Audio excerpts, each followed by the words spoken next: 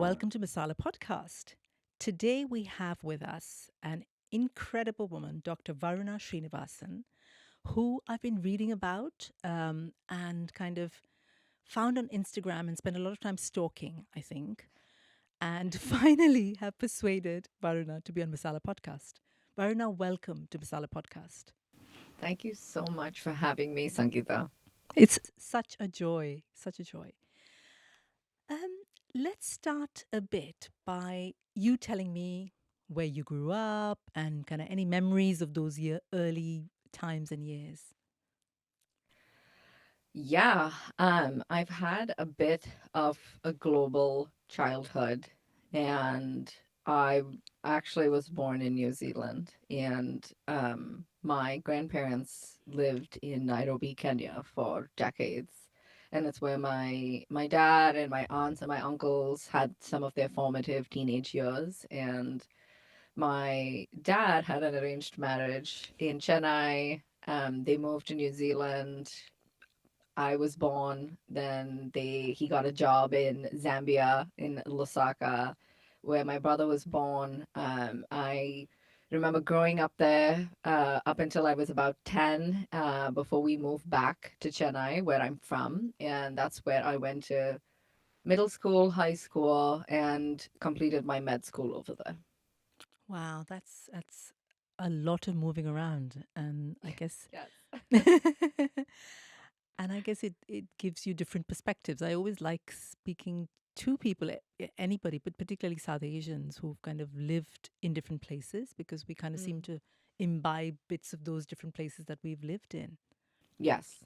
Absolutely. And I want to say that I think there's such a deep interest in global health and seeing, growing up as a young brown kid, a woman in different countries, I think you are very cognizant about the way that your environment treats you in different places. It's different but the same, right? It's just different flavors of like misogyny or different flavors Different of flavors of like misogyny. I like that.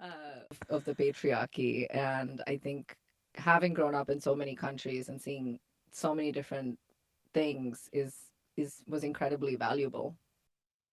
Yeah, I can absolutely imagine. Um, I was obviously reading up about you before coming here to speak to you, and I wanted to talk about young girls and young women in our culture, Mm. in any culture in any part of the world, but particularly our culture. Growing up, we're always taught, and I'm sure this was your experience, it certainly was mine, to always unquestioningly follow the rules, Yes. to never question anything you're being told. Your elders have said this or this person has said that. You just follow. And that kind of is taught to us from the moment we're born, is almost subconscious.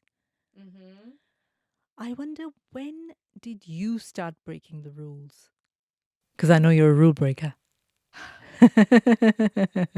I wish my dad, and I'm going to send this podcast to him because he has been saying that for the longest time. And you're right. I agree that when women are born and other gender minorities, there is these unwritten rules, right? Of like, this is just how things are. I think is a very similar sentiment or sentence that we've heard growing up. And so you can't go for a sleepover because I said so. You can't go out of the house dressed like that because I said so. Your brother can do those things, but you can't. That's just the way things are, right? That are just these different Yeah. unwritten rules. And we kind of know that, right? I think that there have been enough conversations about a very clear divide in how men in India are treated versus how women in India are treated. And growing up, it is interesting because having like working in sexual health and sexual health education, and my husband is a child and adolescent psychiatrist. And so we spend a lot of time reading about adolescence and your identity in and the idea of who you are formulates when you are a teenager, and it's very heavily influenced by your peers. And I remember being in eighth grade and seeing kids my age having fun. And to me, fun was being able to wear what you wanted, to be able to text boys and talk to girls and stay on the phone late at night and just live a normal adolescent life, live in that curiosity. More often than not, what ends up happening is an adult comes in in a bid to be protective or safe, will cut short that curiosity and create these invisible barriers to that exploration. And being the person I am, I kept pushing back. And so then started sort of this cycle of like lying and sneaking. And this is such a common brown girl story, right? That's like, my dad didn't know I had a boyfriend. My parents didn't know I had a boyfriend. Many of us were incredible internet sleuths. We had burner accounts, we had burner phones. I was buying prepaid SIMs. And it kind of seems incredibly silly now. But at that time, it was so important for me to explore and to learn more about who I was because it's just such a fundamental part of everyone. And so I really I do think that is like one of the biggest things I could think about is I do think between 13 to like 18 was very tumultuous. I think it is for so many brown women. It certainly was for Mm. me. Like my family was very traditional. So you had to come home at like 6:30 in the evening. Yeah. Couldn't be speaking to boys. It wasn't even a Yes. thing. Forget about boyfriends. You couldn't even be speaking Oh to a my boy. God. So what you're saying there really resonates. Like all the lying, Yeah. because there is no option. Yeah. I mean, There I'm is sure you would have loved to say to your dad, Dad, I'm just starting to see this guy. I don't really know, not. whatever. I would have loved to say, oh, I think I really like this boy or whatever. Yeah. But this kind of living this double life, this one life Mm. at home and one life outside, Yeah. it is so common. And I think it's so sad as well. Like, not only, as you say, you're growing up, being an adolescent, you're trying to figure out who you are because those are those crucial years where you're Yeah. understanding, you're building this person. And on top of that, you've got all this pressure of maintaining this facade. Oh, I'm this good girl, or I'm this whatever at home. And I think that's so much unnecessary pressure to what is already a pressured stage in life. Don't you think? I absolutely agree. And I was thinking about this the other day that, you know, I am interested. I have a degree in public health from Johns Hopkins, and we my husband and I really credit a lot of my systemic thinking to him because we think in terms of systems as well. And there are different layers of interaction. So there's interpersonal, intrapersonal, community and society, and of course the government and the big systemic. And growing up in India, it wasn't just something I noticed, that it wasn't just the resistance I was feeling at home. So it was resistance from my parents, right? About like sleepovers and talking to boys and not having boyfriends and not wearing mini skirts and going out and dancing, which are absolutely normal things to do when you're an Yes. adolescent. But I was also like slut shamed in school. They would go through our phones and go through our messages to see if we had a boyfriend. And they found that I had a boyfriend. I was 16 and I was texting my boyfriend at that time, and really innocuous, like, I love you. I can't wait to see you. I can't wait to hug you and kiss you. And somehow I was punished. So they called my mom to the school and reprimanded me and basically gave me a lecture on morality and the importance of abstinence, right? And how that contributes to, they almost bake it into like, if you stay off this course, you can focus more on your studies because that's what you're here for, right? As if we don't Yeah. deserve to have a holistic lifestyle. Yeah. And then it's also like, your peers. I've had many men come up to me and slut shame me. I've one of my in, one of the experiences I bring up a lot on social media is when I try to explore the fact that I was bisexual uh with a boyfriend at that time, and he was incredibly shaming, right? And so I think you're kind of dealing with this resistance on multiple layers. And it's one thing, right, if you're like fighting with your parents, but you're also fighting with some peers, you're also fighting against teachers and everyone in society. Like up until I was 25 in med school, The girls' hostel had two security guards. You had to sign in at 6:30. The boys' hostel had a party every night. They could go and come as they pleased. And that's why I like opted to stay off campus and not in the hostel, which is a dorm essentially for American audiences. We call it a hostel in India. And that's what I really wanted to bring focus to, right? Because we're kind of like fighting different layers around us. Absolutely. And I think some of the messaging when you were talking about being slut shamed or being just shamed for being female, I remember kind of this auntie. There's always an auntie in the building who'd come up to my mum and say, "Oh, but I have a boy, so I don't have to worry. You've got a girl, you've got to be worried," as if just by our existence is like Right. traumatic for ourselves and our parents and everybody else, and everybody's got to be constantly guarding Yeah. against this danger that's lurking at every corner. Yeah. They treat you like you're a liability, Exactly. right? And Exactly. growing up in Chennai, I would watch a lot of movies. And in movies, again, it's a common theme. And that's why I'm so interested in media as well as such an incredible form of education, because a lot of what we know about gender roles, about gender identity and gender expression comes from media in movies. Yeah. And if you grow up watching girls being overprotected and watched on like a hawk, not just by her family members, but by society as a whole, you really internalize that and perpetuate some of those same habits, right? So the auntie that you're talking about, like I know several, Yeah. and it makes me sad because they're also victims of the patriarchy, right? Yeah. They are just following this rule book, this invisible guidebook that's been handed to them by their ancestors. Absolutely. And I think in some um, cases, I think in most cases actually, women are perpetuating the worst of the patriarchy. I think they like it's. I Mm. always think like patriarchy's brainwashed everybody so much that women are doing the dirty work now. What do you mean? In the sense that the policing of the aunties policing the young girls. Where does that come from?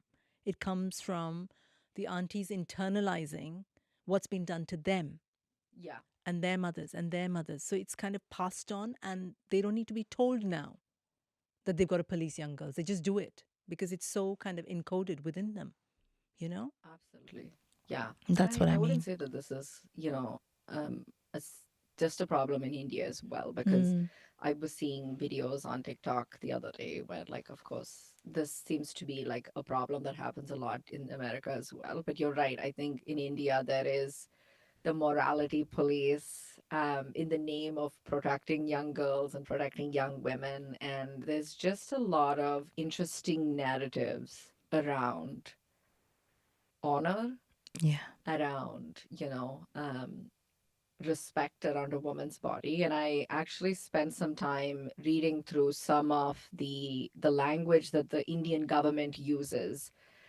And just trigger warning, in the language around sexual assault and rape, they use words like honor and dignity, right? And so this we perpetuate this idea that a woman's worth, or how dignified or honorable she is in society, is based on whether or not she has had sex and what has happened to her body. And of course, we know this in the US as well. There are a lot of rules and policing of women's bodies, of people's bodies. So it only seems, unfortunately, to be, I think, is just such an incredibly systemic issue. Absolutely agree. And I think what you said there, which is this is happening in many, many parts of the world. Mm. I think you and I, because we've probably lived in India in those formative years, we've seen how layered and multi layered the experience is in India. But absolutely spot on that whether it's the US, whether it's so many other countries where this is happening now. Um, I wanted to talk to you about why our sexuality is this big of a taboo in our culture and in culture in general.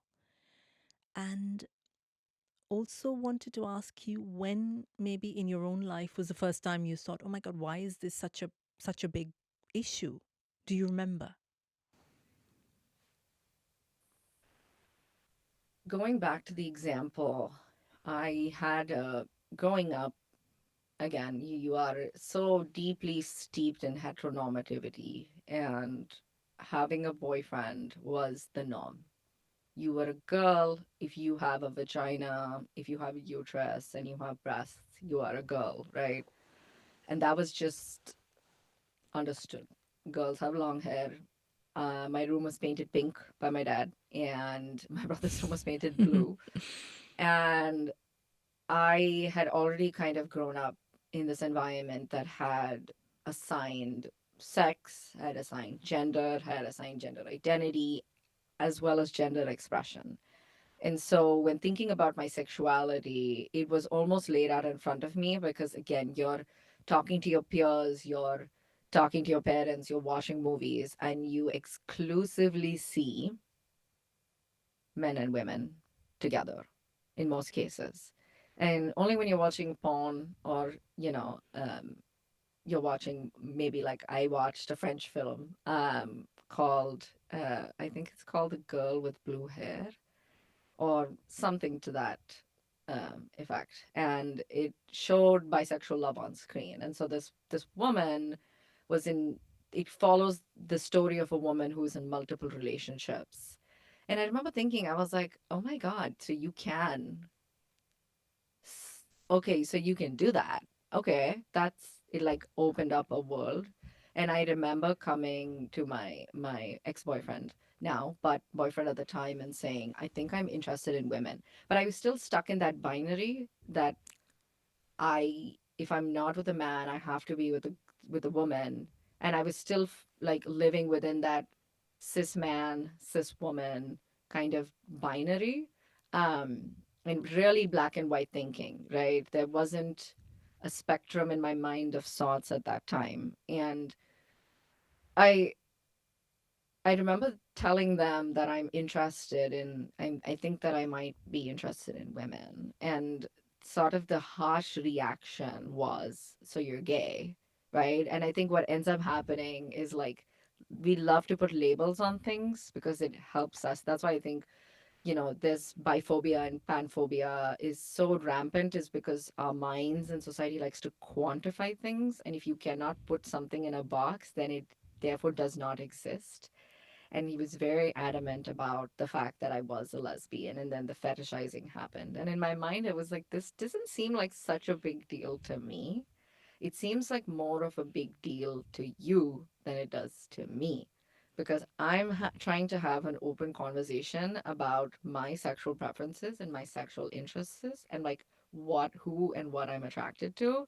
And it almost never seemed to go in an open and curious direction, right? And I don't blame them at all. I think that they were also conditioned to have this black and white thinking. But I think that's every time I was having a conversation when I was young and in India, especially growing up in Chennai, which is, moderately conservative, not as modern as like Mumbai, where you grew up, or Delhi.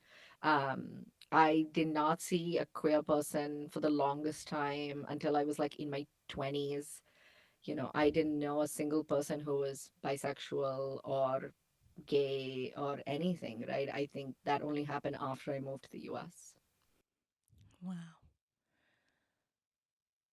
So, what was it like then to have, I guess, these complex feelings at that Mm. time? And even if you try to explain to a friend, then that's the response you get. What was that like? How did that feel? I mean, if you, it's almost like touching a hot pan, right? Hmm. You touch it, you get burnt, you're like, I'm gonna try again. And then after a point, you're like, this is redundant and I'm just hurting myself in the process.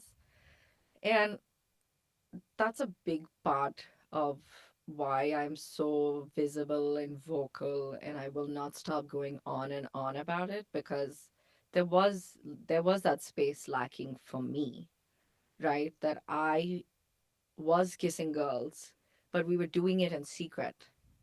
And it was almost like, oh, but I'm straight, I'm just having fun, I'm just drunk. And it's like, okay, well, it wasn't like that for me. I actually do like you, I am attracted to you, I want to kiss you, I want to date you. But you're scared, right? And I think that there are more open spaces now that I'm an adult. I'm 33 years old now, but 15-year-old me was confused, didn't really know what was going on, was afraid. I was afraid for my safety, quite honestly, because what ends up happening in a lot of Indian communities is if you even show an inkling of queerness or deviation from the norm, they immediately start talking about marriage as a way to fix it. Yeah. And it was my biggest fear that Yeah. if I kept silent and I just continued to date men and I continued to like follow the rules, that I would be safe. And so compulsory heteronormativity is the bane of our existence. But it really was a genuine fear that I would be ridiculed and be like called a lesbian when I wasn't comfortable with that term. But what ends up happening is if you have a short haircut, if Yeah. you, which I've always had short hair, if you sit boisterously, you cross your legs, you wear pants, and you are seen hanging out with a girl, and it automatically, it's a small community, and rumors start getting perpetuated like, oh, she's a lesbian, and then your parents end up thinking getting you married is going to fix everything, and all you need is a man. And that's a lot of the biphobia that bisexual women face as well. um, I've had a lot of comments that say you need a man to you just need a real man. You what you really need is like a real man, like that can like convince you of They your can fix you. sexuality. Like Yeah. I need convincing. So Oof. I found that whole area of my life to be incredibly frustrating and something that I was very obviously running away from. Wow. Thank you for sharing. That can't have been easy. Um, you've talked in one of the articles I read about the decision to go public about your sexuality in 2020, I think it was. Was that hard? What kind of what propelled you to sort of do that? Honestly, we were in the middle of a pandemic and it felt like the world was ending at that point. And if anyone remembers, the summer of 2020 was very tumultuous for everybody. And I was at home. I just got laid off a job, which honestly I think is some of the best things that ever happened to me, because then I spent a lot of time on online communities, which is where a lot of us were flocking during the pandemic and connecting with other people. And I learned about your work that summer as well. And um, I said, what I have to lose? It feels that I genuinely, what do I have to lose? And so, from like being on different Facebook groups and talking to different people, it really is. My mentor once told me, see what you're envious about, think about what you are envious about, because that's secretly telling you what you want. And I was really envious of people who were dressing the way they wanted to, who were living the life they wanted to, and being incredibly open and vulnerable about it and finding community that way. And that to me is that's authentic to me, right? And having lived quite literally 30 years of my life under the radar, suppressing it. It almost was like bubbling and waiting to get out. And it's interesting because up until that point, it was very gradual.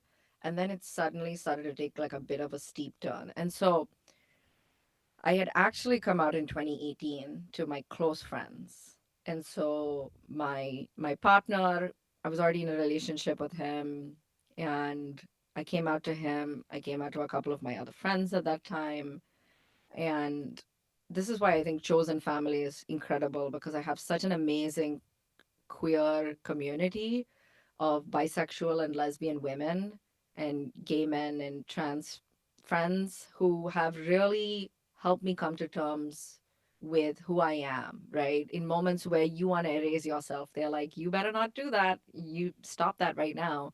And I think it's kind of the added courage that got me up until that point where I was like, you know what? I'm just gonna talk about it. Like, I think I can talk about it. I feel confident. And I'm sure that people are there and people want to talk to me too. So it was kind of my bat signal, like, my way of sharing that. But having said that, I will say I talk about privilege a lot on my page. And as someone who is born into an upper caste family in India, who is skinny and fair skinned, who has access to financial resources, who is in a heterosexual appearing marriage, I have tax privileges, I have fertility privileges, I have access to a lot of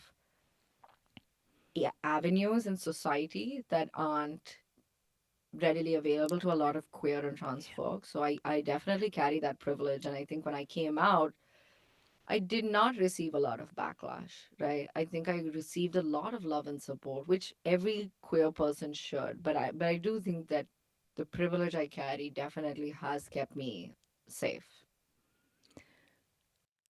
Was there a feeling of relief in finally being yourself fully in the world?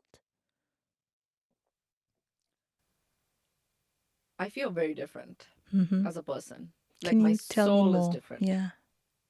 Like you feel like this is the the whole part of me right now. And it's almost like reparenting. It's almost, I didn't have those spaces as a teenager to experiment with my hair, with my makeup, with my clothing, right? Because you have to wear a salwar when you go to college. No ifs and buts. You just have to do it. You have to tie your hair into two braids for school. No questions asked. Your skirt has to be below your knee, right? And so I'm kind of in this phase of my life that's almost childlike. That's I want to wear what I want to wear. I want to cut my hair super short. I want to sit how I want to sit. I want to wear sneakers. I want to wear blue eyeliner or blue lipstick. I want to play around with my pronouns. She, they feels good right now. Maybe they, them will feel good sometime later. Maybe she, they is as is. Maybe I'm actually more on the pansexual side of the spectrum. So it feels like I've opened this world in myself because I think when I'm talking about it externally, I'm also working on it internally and I'm breaking down that internalized biphobia, that internalized homophobia and transphobia that all of us have, and really telling myself this is your kind of your gender joy, this is your gender playground, this is like a gender neutral space for you to experiment and live life the way you want to. I got a haircut yesterday, and my first reaction, my immediate default was, what if people think I look funny? Like, I'm a girl and I have really short hair. And I was like, so that's them thinking that. But do you think that? And I'm like, no, I actually like my short hair. It affirms my identity and it makes me feel like me, right? And I think even just getting to that point is just so amazing for me because I feel like I've grown in that regard. That's beautiful. Thank you for sharing that.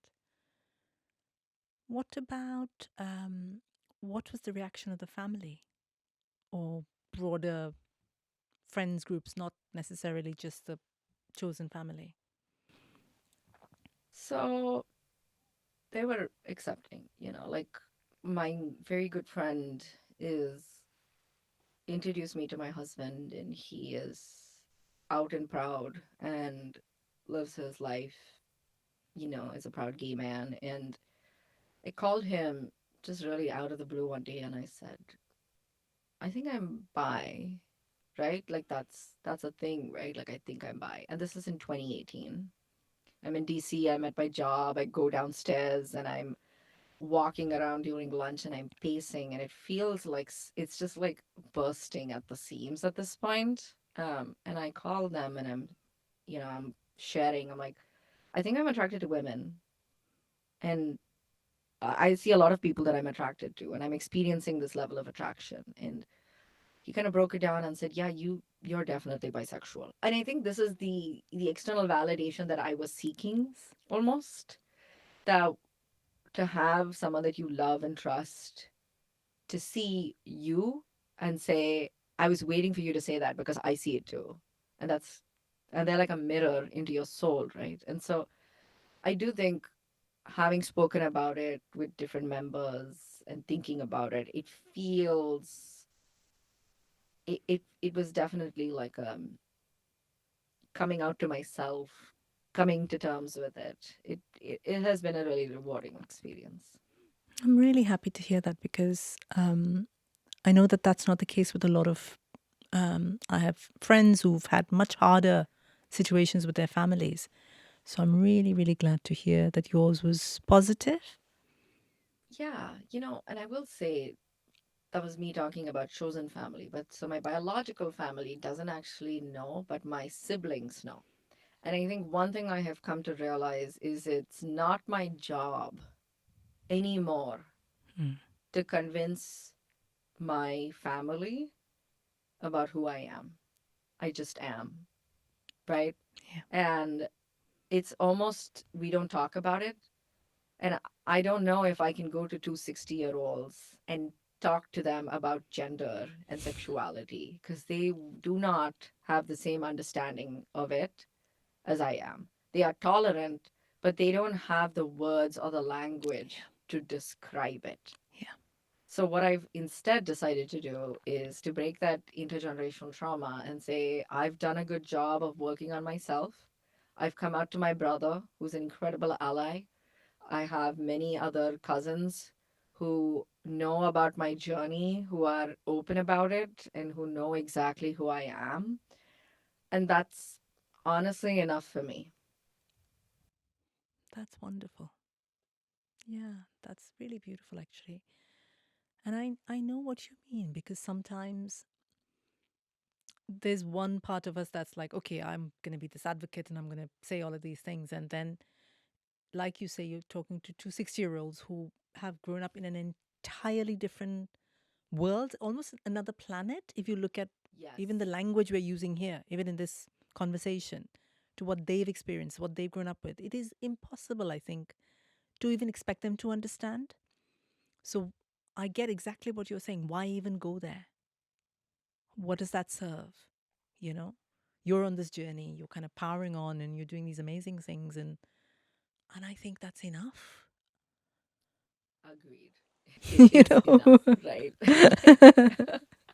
I'm not about to give my parents sex education, Yeah, and they're on their journeys too, right? exactly. And I know this is a very uncomfortable thing to think about, but your parents are people. Like, my parents aren't just my parents. Like, I know them as mom and dad, but it's actually Aravind and Chandani. They are individuals and they are navigating sexual health and sexuality and their identities in a Yeah, completely different way. yeah, And I see and respect that, and I think it's mutual.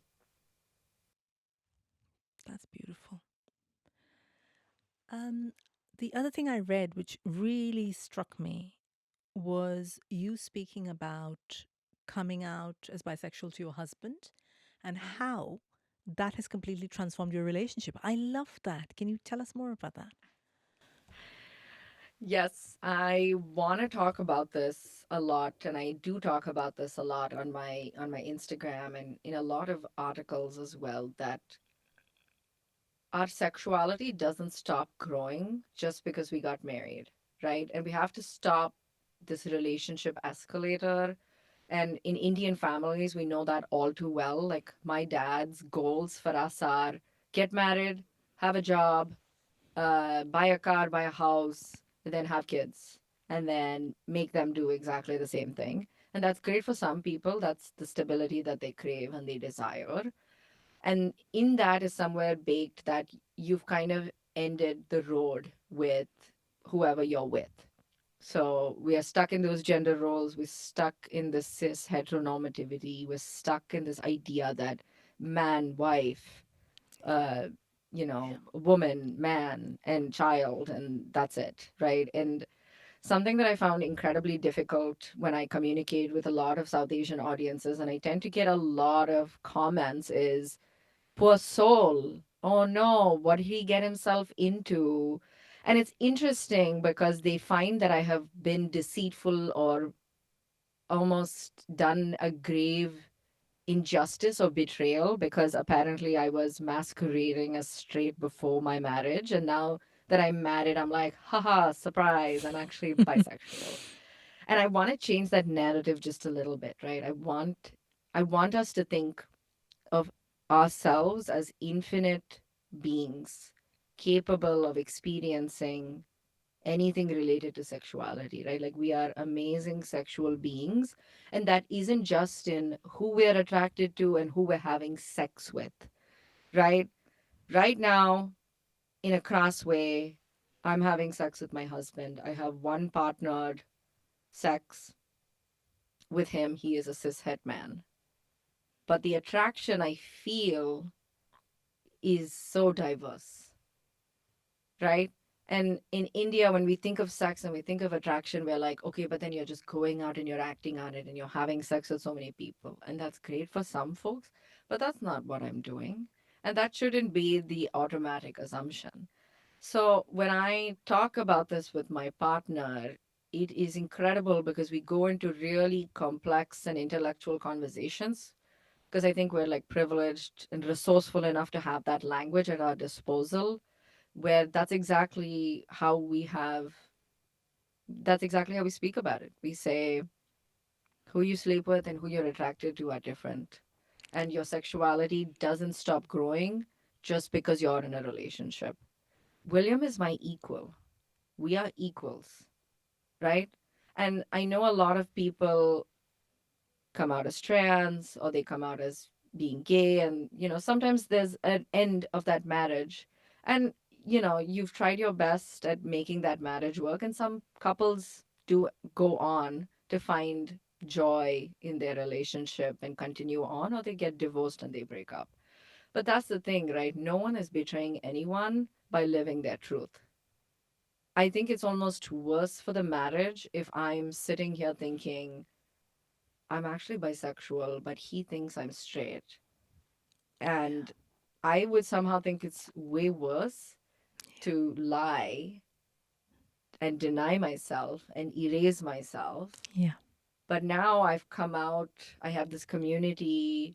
My husband is such an amazing ally. His best friend is a bi man, his wife is a bisexual woman. And this is the running joke we have in our family. We're like, are you sure you're not like a little gay? Because you seem to be attracting all of the queer people. And I really do think it's because he's created such a comfortable space that made it easier for me to come out. And you would have heard the song on TikTok that we sing a lot, which is "Bi Wife Energy."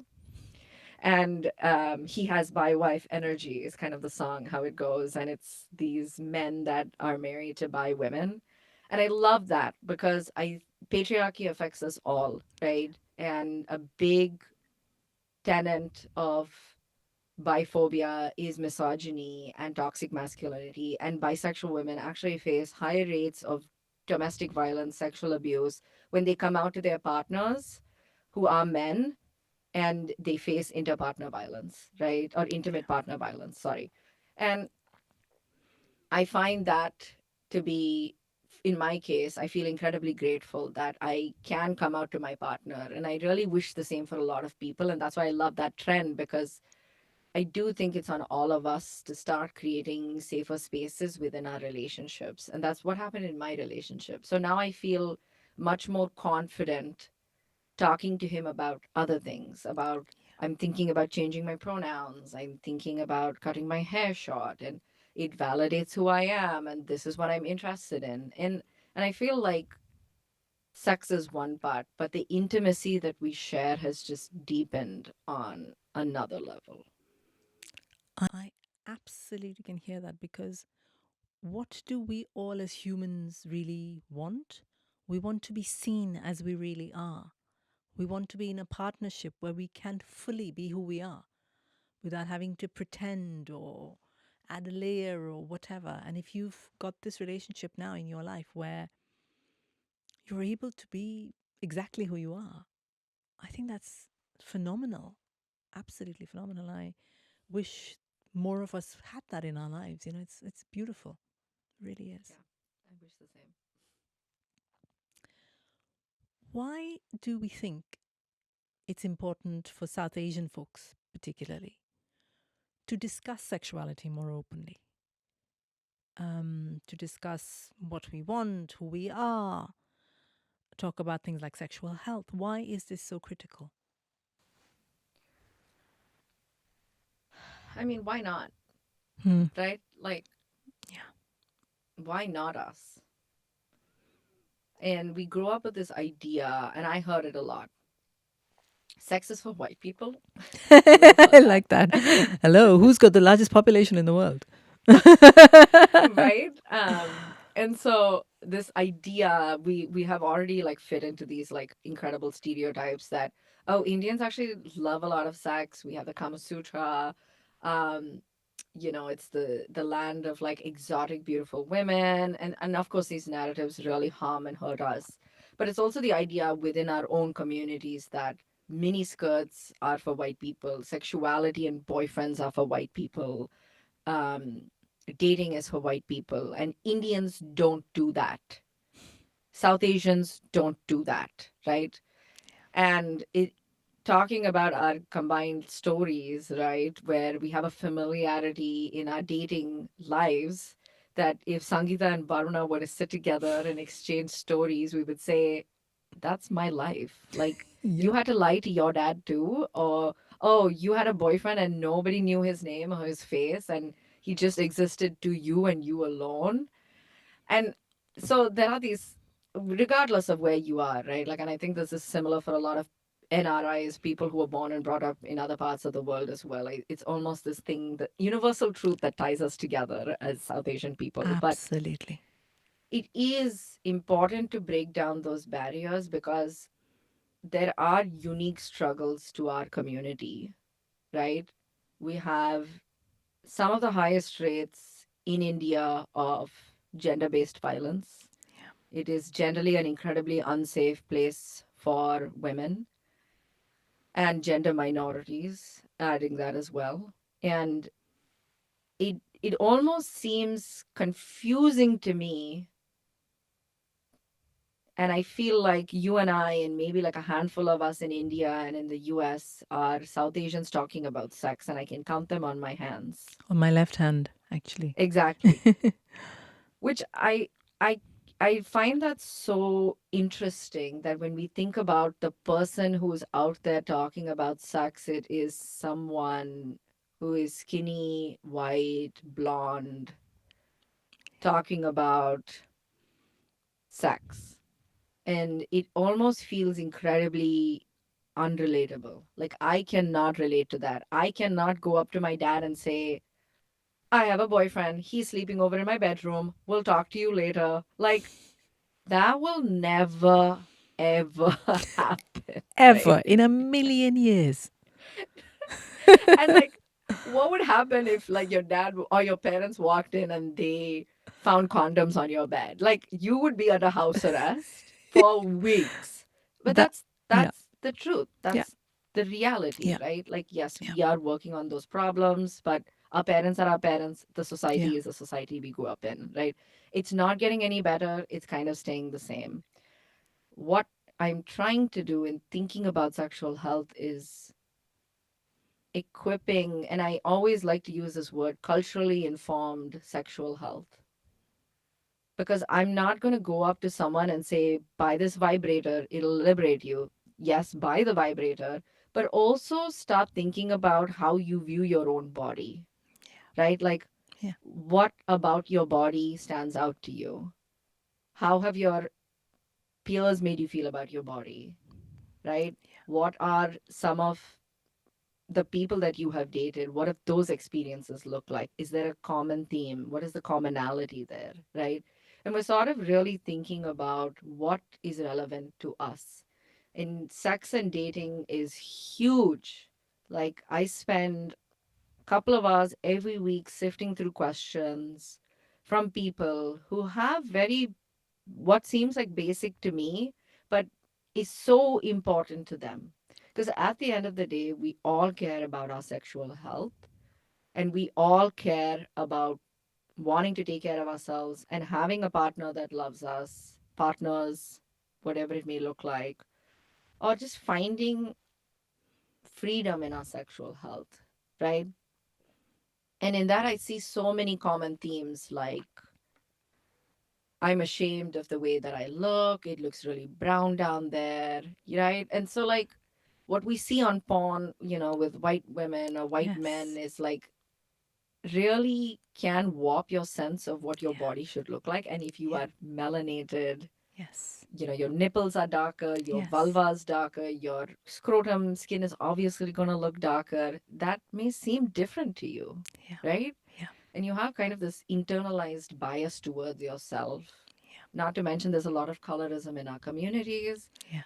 but just really thinking about the many facets, right? And the issues that strike us as a community, and how can we use that to talk about sexual health? So many things you touched upon there. Um, what really stood out to me was what you just said about looking at our own bodies, and because we've only seen white bodies, either in Mm, porn or magazines, i- that taking that kind of, it's almost painful, that beginning. I remember when I was younger and sort of looked at myself, I was like, oh my God, what? The dark nipples, and you're like, oh my God, what's wrong with me? Because the only porn I'd seen was white women. right. So I completely get that. And I think then investigating a lot of the shame, where does the shame come from? That's where it comes from, doesn't it? Yes. Part of it. And obviously, there's a whole other, you know, range of factors as well. And the other thing I think, um, which you touched upon, is, say, India, because we're talking about India, is one of the most unsafe places if you're a woman. Mm, And by that extension of that, if you don't talk about sex, if girls don't learn about sex, even if something awful happens, there is no language for them yes. to tell anybody. Yes. If you've never had the language, how do you go and tell someone I've been groped or assaulted or any of that? It's a horrific thing. And we don't give our girls the language. We don't. And even just thinking about rape culture, right? It's so deeply ingrained in our society. And that is Yeah. such a big Yeah. part of my work is sexual oppression. Like, how do we think about sexual oppression can come in many forms? Yes, it's being flashed when you're on the subway, which has happened to me, being groped on a bus, which has happened to me, being in precarious situations, which has happened to me. But sexual oppression is also the teacher who goes through my messages and takes it upon herself to give me a morality lesson and preach the importance of abstinence. Sexual oppression is my dad telling me, you can't go out of the house looking like that. You look like a prostitute, comparing me to a sex worker, right? Which is already degrading in itself to the sex worker, right? Because what they do is so important.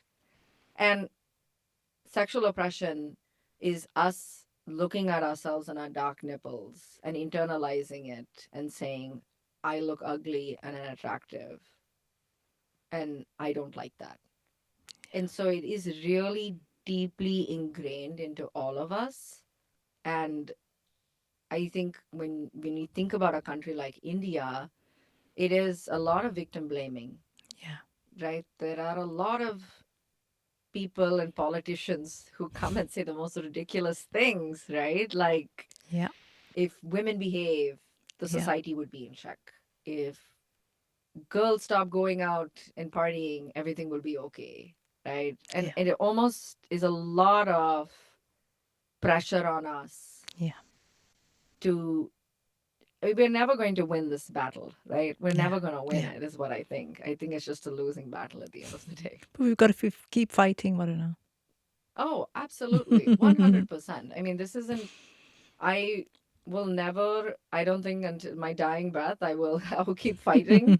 But I definitely think we need more, right? Going back to the conversation about how there are few sexual health educators. And I think that the conversation is brewing and it's growing. And there are hopefully a lot more of us who are willing to talk about these topics more openly. Absolutely, absolutely. Um, in one of your articles, you said something that really struck a chord with me. You talked about how sometimes the really tough things that happen in your life, they're the most transformative things that happen. Could you talk a little bit about that? The example I had given you earlier when I had come out in 2020 was I had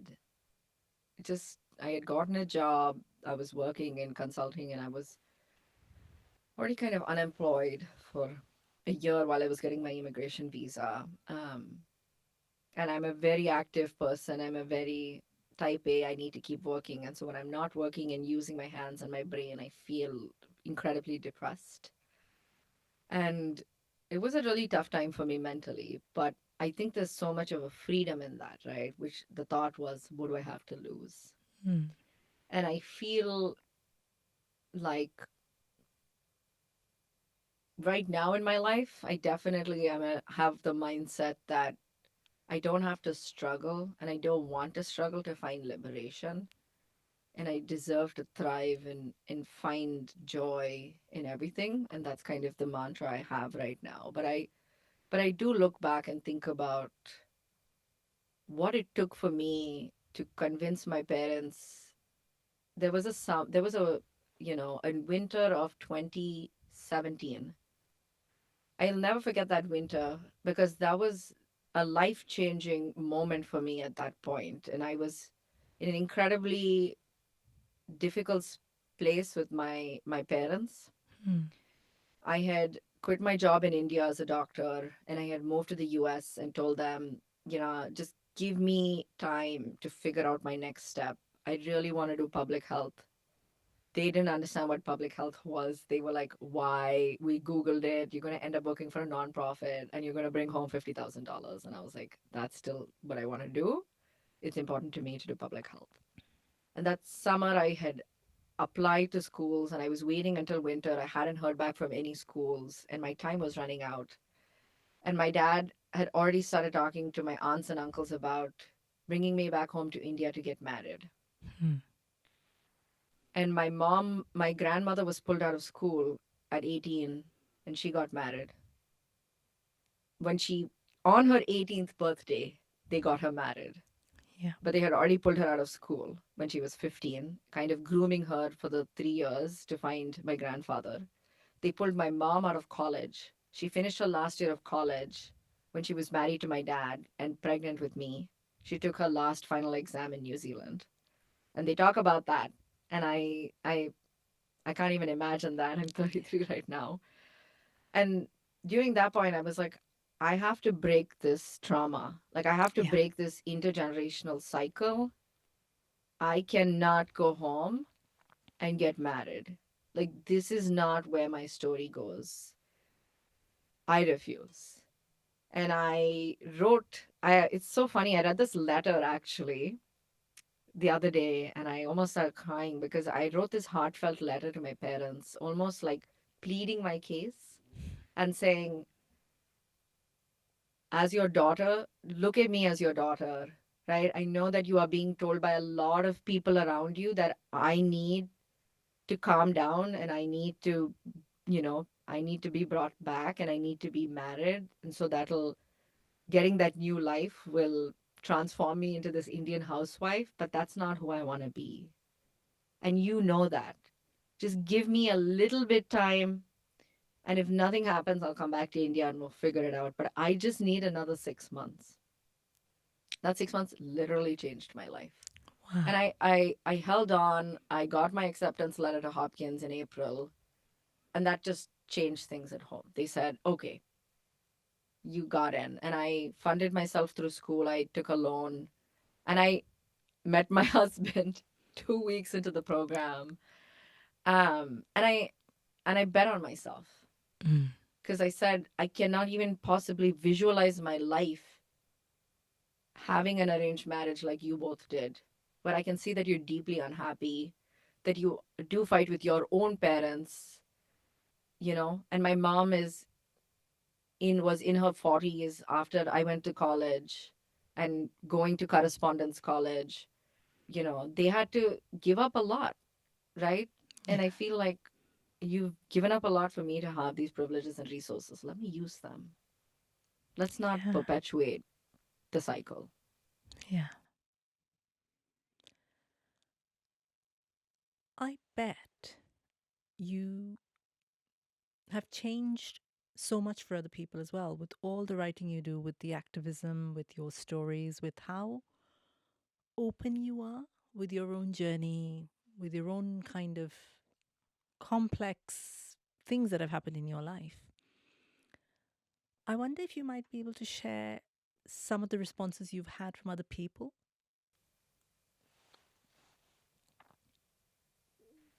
Just off the top of my head, so I actually do host a bisexual support group every month, and it's pretty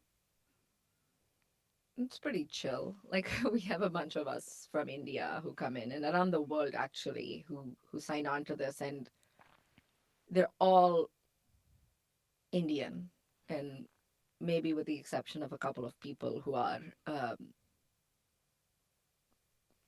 I want to say Caucasian. And it does feel valuable for me to receive feedback because it is such a sometimes it can feel, and this, you're literally, you feel like you're screaming into the void, and it's like, can anybody hear me? Yeah. Like you're sending out the signal and you're hoping someone kind of like signals back at you, and you're like, okay, great, this is working. Like I'm sending out the vibes and they're coming back. And in that group, it is extremely validating to hear people say, thank you for creating this space where I'm not out to anyone, but I can come into the space and be out to these 15 people. Wow. I can be out like no one knows that I'm out. I haven't come out yet. I just want to talk about it. Wow. And it honestly, when I think about it, it's an hour that I'm just taking out of a month to moderate this, meeting. And we're just talking about being bi. But when I put it in perspective, it feels even more powerful Yeah. because somehow I have managed to gather 15 bisexuals together and put them in the same room and say, let's love on each other. Let's Yeah. celebrate each other. Let's uplift each other. And it feels very gratifying and makes me want to continue when I get that feedback and says, I read your story. I'm also bisexual. I read your story. Like, it's funny. I get so many messages now. Even yesterday, I got a message that said bisexual Bob. And I was like, yes, thank you. Like, you recognize my hair. Um, so, yes, I do think that it is incredibly validating and exciting when I can share space and community with other people. Absolutely. I think someone sitting, I don't know, in a small town somewhere reads your story and thinks, oh my God, that's how I feel. And it's okay to feel like this and okay to have a life like this. It must be incredibly powerful, I think. Yeah, I remember two different conversations. One of them said my mom came home and asked me about, she saw something about gay marriage, or she saw like a video or like a picture of two men getting married and said, what is this? And she said that because of kind of what she's learned on my page and through my article, she was able to have a conversation with her mother about queer folks and LGBT folks. And this is why I advocate so much for open conversations about sexual health and sex education, is because there are studies that show that sex positive cultures does breed tolerance, right? It increases tolerance towards a diverse set of sexual and gender identities, and it decreases gender based violence against women and gender minorities. Yeah. And it is so powerful. I think it was powerful for her to have these open conversations with her mom. And she said it actually went really well. Another person said, I'm not real, my husband might be trans, but we actually had a really good conversation and it's tough, but I think they're coming out. And I've been looking at your page as a resource to see how I can deal with someone who's coming out and how I can best support them. Right. And I think if I can quite literally teach another person or tell another person to be tolerant, and not just tolerant like you do you, I'll do me, but create open welcoming spaces that say I accept you and I see you for all that you are and I support you, and this is the space that I want to create and perpetuate. Wow, that's beautiful. Really, really beautiful. Varuna, you've done some amazing work and you've had some fantastic accolades, but being named Woman of Courage by Serena Williams, now that's got to be like right up there. Tell me what that felt like. Oh my God, that was the biggest validation of all. I have a video on my phone of Serena saying, Hi, Varuna, congratulations. And every now and then I play it, and my name had come out of her mouth. And I said, I have died and gone to heaven. Like, Vogue came to my apartment to shoot pictures of me. Like, I. I think I was like, I peaked. Like, that's me peaking. It, so I started my work in June of 2020, and I bet on myself, right? And I think it's this consistent thing of like what I'm doing is important. I want to talk about this. And I think that when I had submitted this essay in this competition to Bumble, it was so surreal to get that email that said, you, congratulations, you're one of 5 women, and this is during the pandemic. I think they were really trying to boost morale and to identify people who are doing work in their different spaces and how they're dealing with it during the pandemic. And I had said, I've actually started this work during the pandemic. And I think that it's such a valuable space for South Asians. And of course, this as well, right? We are such a growing community at the moment, and there are a lot of eyes on us, and we are definitely banding together, and it's a great time, I think, to talk about these issues, right?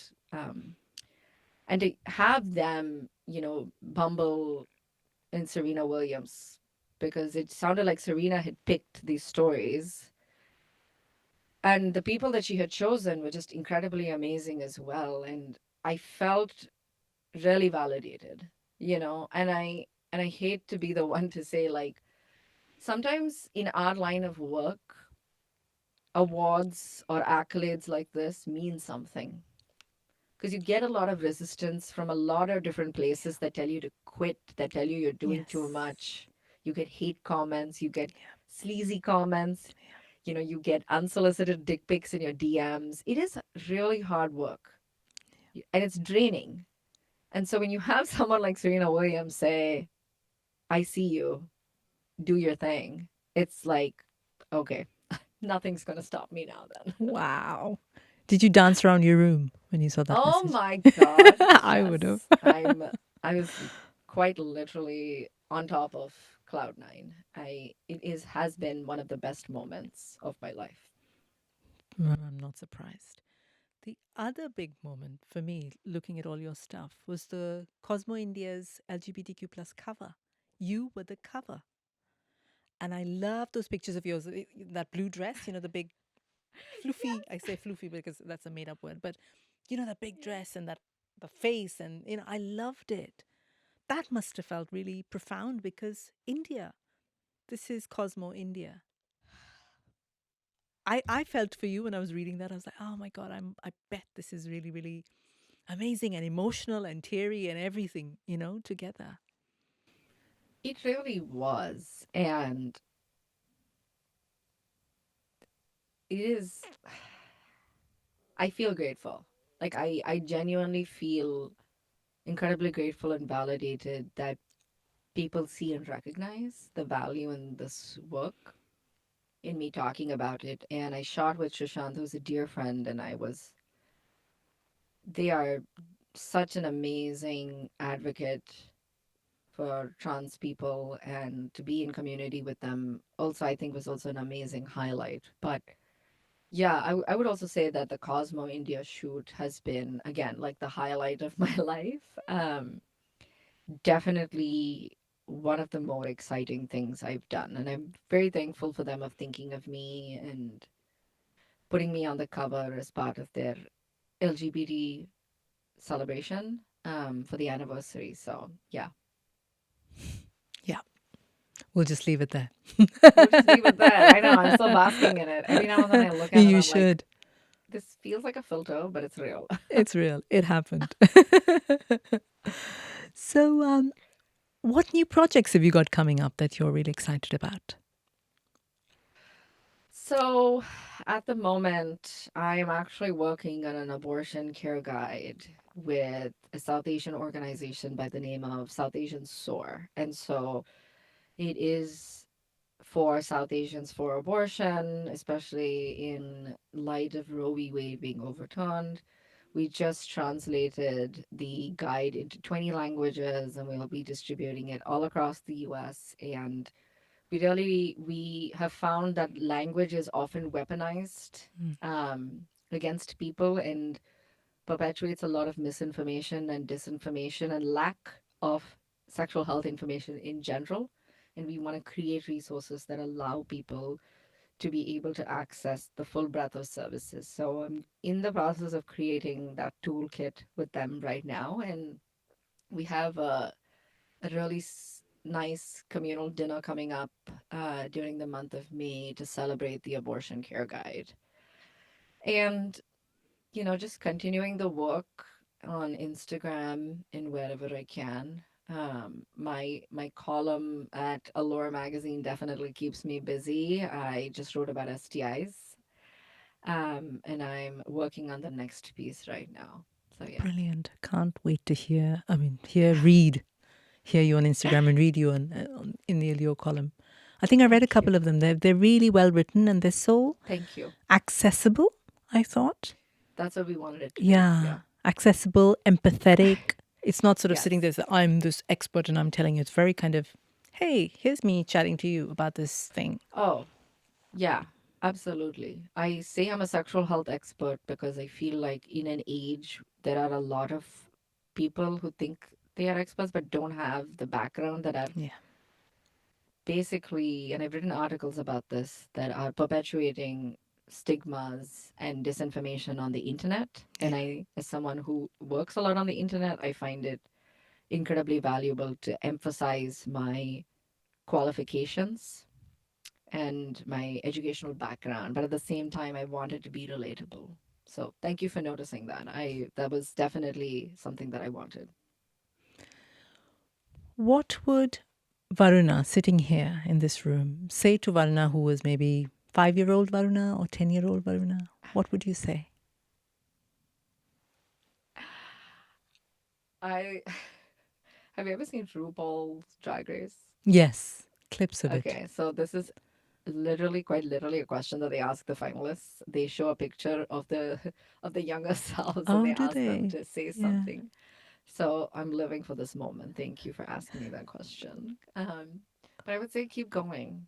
Hmm. Honestly, there are going to be a lot of trying moments in your life, but you're going to get to a point where you're living an authentic, true life, and you're finding joy in your gender and your sexuality. And that is something that you've always wanted to do. So keep going.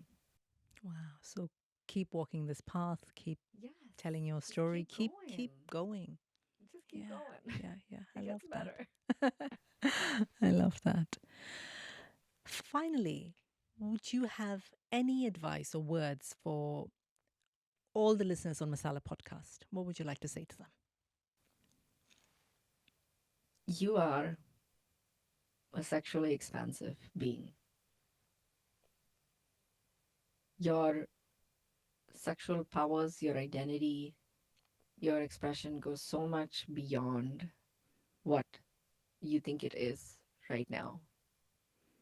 And I encourage you to be curious and to ask questions and to think about yourself in different ways, because that can really help stretch the barriers that you sit within right now in your mind. Wow. I'll let that sink in. That is beautiful. Thank you so much, Varuna, for giving me your time and your this beautiful energy and this openness. Um, I'm very touched and really, really grateful. Thank you for being on Masala podcast. Thank you, Sangeeta. Have seen your work for a long time and I'm a big fan. And it is a full circle moment for me as well to be on this podcast. And thank you for talking to me about such important topics as well. Thank you.